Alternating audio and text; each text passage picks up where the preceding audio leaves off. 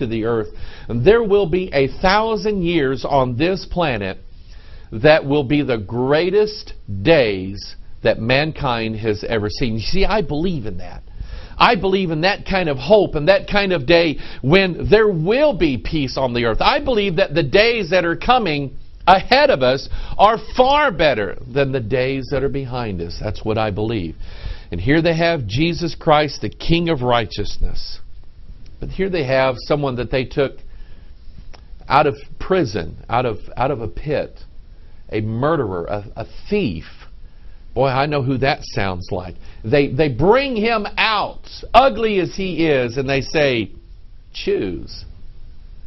And those people of the day, they rejected Jesus, and they said, give us Barabbas, crucify Jesus. And I'm here to tell you, that same choice is coming about right now. God says, you're the one that's going to choose the king. You're the one that's going to set him up. There's not going to be some political activist guy that's going to muscle his way into power, and most everybody is going to go, I don't like that guy, but he's the beast. He's going to reign over us. That's not how it's going to be.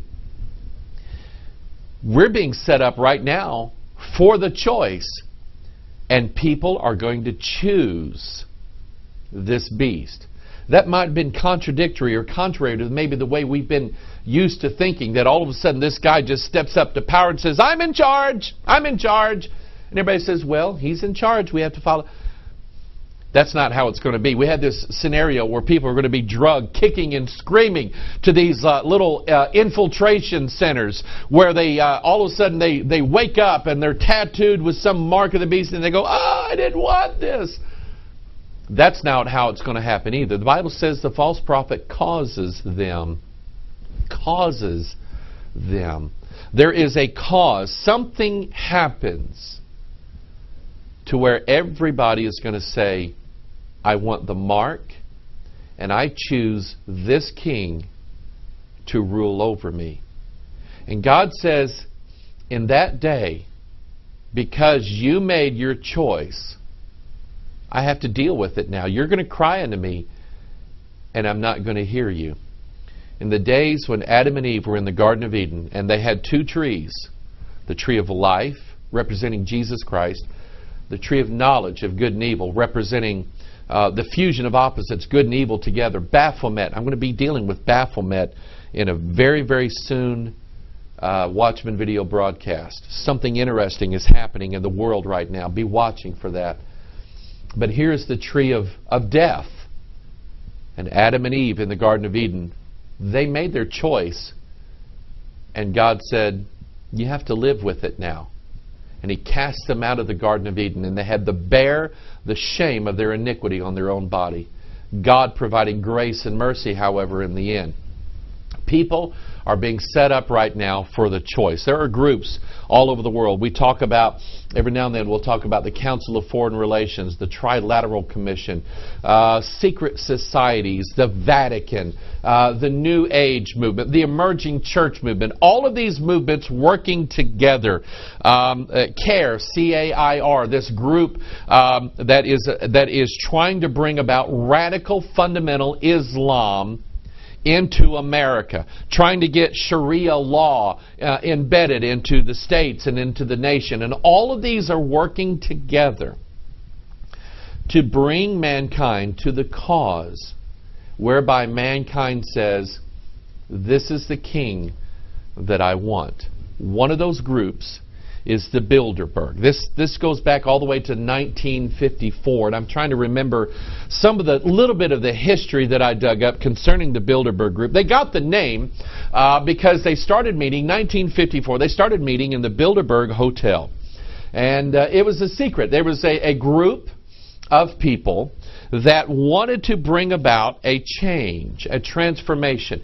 They believed in a doctrine called Atlanticism. And Atlanticism basically says all of the nations that, like North America, America and Canada, England, Spain, all of the European nations, the Western European nations, that are joined together by the bridge of the Atlantic Ocean, we want to make sure that we stay on top of things. We want to make sure that, and you know, if I can say this, the Bilderberg group, I was going over a list of all the nations that were attending the Bilderberg group, The Bilderberg group tends to be very white, very Caucasian. It's almost as if they're joining together and they're saying we need to protect our way and to elevate our markets, our governments, protect our way of life at all costs, and to make sure that we are still on top of everything. A lot of what the Bilderberg group does has to do with something I'm going to deal with. It's going to be pretty much the predominant idea here. The love of money. And when they meet since 1954, they've sent out these little private invitations to bankers, to heads of states, to businessmen, moguls of different kinds. They send out this little invitation and they say, show up, such and such place, don't tell anybody. To my knowledge, Barack Obama this year was not at the Bilderberg meeting, although someone from our government was. Barack Obama was not at the Bilderberg meeting. But we do know that in the past, George Bush has shown up. And what you'll see is, maybe the news about George Bush being somewhere in London, or the president, let's say the president, being somewhere in Europe, doing this little, thing that presidents do in Europe and things like that. And all of a sudden, for about 2 or 3 days, you don't hear anything. You hear no news about what the president's doing. And then, maybe a few days after that, he shows up back at the White House signing papers and shaking hands with people and things like that. During those 2 or 3 days of silence, guess where the president was? It was at the Bilderberg meeting. They don't want anybody. Everything that is done there is done in secret. It's done in private. And I would kind of be careful about some of the more shady news organizations that are releasing ideas that say, oh, we have somebody on the inside that's telling us what's going on in there. I don't know that I can necessarily trust that. I don't know that I can, if someone says, hey, I was sitting in the room and they said this and this, there's been too much of that stuff going around on the internet, and I tend not to trust it immediately. I tend not to believe exactly what someone says they leaked out of the Bilderberg meeting, because everything there is so tight-lipped. Did you know, we're going to deal with this, did you know that they actually have members of the press at the Bilderberg meeting?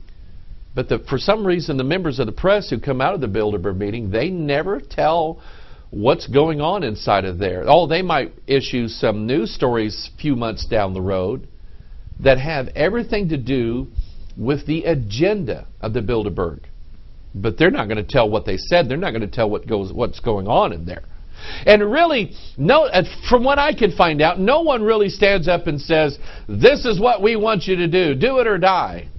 It looks to me like all of this is voluntary. They all show up and say, you know what, yeah, this is what we're going to do. And they turn around, and those are the things that get done. And so really, the proof of what could be going on in the Bilderberg meeting might be seen 3 months down the road or 6 months down the road. You'll hear of some new economic policy. You'll hear of some new foreign policy. You'll hear of some new thing that Google or Microsoft is going to do.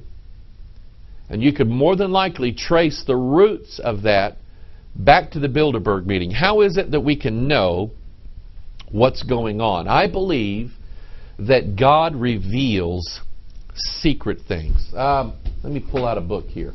Here is, and I've used this illustration before, here is Albert Pike and his Morals and Dogma. This is the Constitution of Freemasonry, as it were.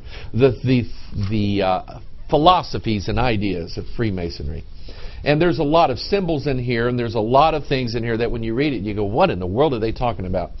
And here at the beginning of Morals and Dogma, it says, esoteric book, for Scottish Rite use only, to be returned upon withdrawal or death of recipient. Now it says esoteric book. What that means that there is a hidden secret that accompanies this book. It usually has something to do with this double-headed eagle and the 33 stars and Ordo ab Chao.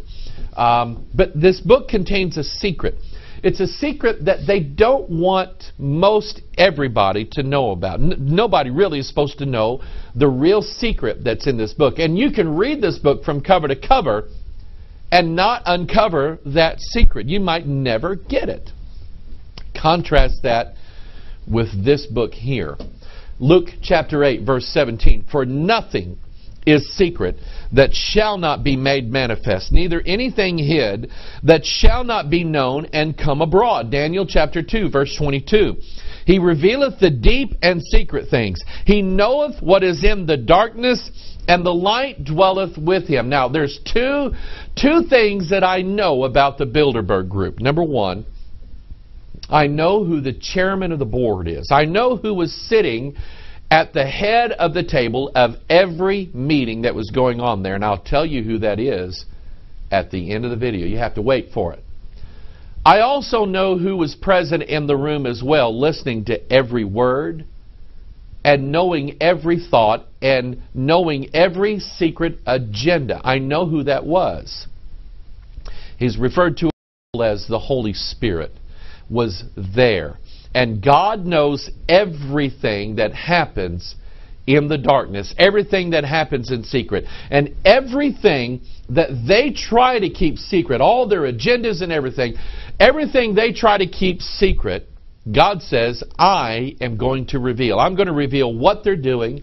I'm going to reveal why they're doing it. And so if you look around on the internet, you see the Bilderberg meeting, you know that something's going on. People are trying to get in. Photographers are taking pictures as they're strolling, down the countryside, taking a nice walk. Really, it's not all that big a secret who shows up at the Bilderberg meeting. And so there was a list of names that came out on the internet last week of some, maybe most, if not all, of the attendees of the Bilderberg meeting. And I got the list and I just started making notes. I started categorizing the different kinds of people that were showing up at the Bilderberg meeting. An interesting assortment of people that are showing up here. By the way, they never asked me. I'm still waiting for my invitation. They've never asked me. Probably because they know I wouldn't keep my mouth shut about what was going on.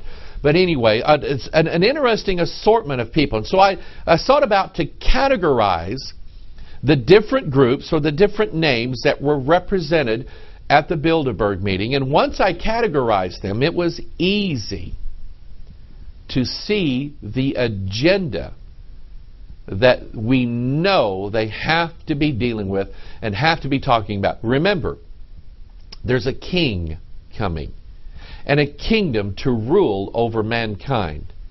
These are some of the people that are helping to prepare the way for this king. First of all, we deal with group number one, the bankers.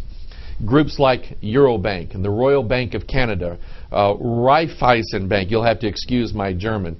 The United States Federal Reserve had a representative there. What are all these banks doing at a top secret meeting? Why are they all, and you would think maybe the banks, maybe they're in competition with one another, but you have all these different banks and these large bank groups. And I kind of think, you know me, I kind of think some of the symbols of these banks are interesting. The Eurobank, here you have the illuminated capstone, the pyramid, the Raiffeisen Bank, looks like the X chromosome there, the Royal Bank of Canada, a lion with his paws over the world. I think that's interesting. I think it's a very interesting symbol. The Federal Reserve, the eagle, which Manly Hall says is not really an eagle, it's a phoenix. The phoenix, the bird that dives into the fire and resurrects by having his ashes reincarnated. That's a picture of the Antichrist, the beast. By the way, the beast looks like a lion in Revelation chapter 13. His all-seeing eye, the pyramid, the capstone that's on the back of the $1 bill. All of these things really, I think, are interesting as far as the symbolism of the kind of banks and the kind of people that are there. But something to remember when it comes to banks. And we're not just talking about the local bank in your town run by the guy that's been in the community for 80 years and he runs this local bank. We're talking about the big boys. We're talking about the banks that are loaning the nations the money. We're talking about the most powerful entities on planet Earth. And what is it that drives them? What spirit drives an international bank or the consortium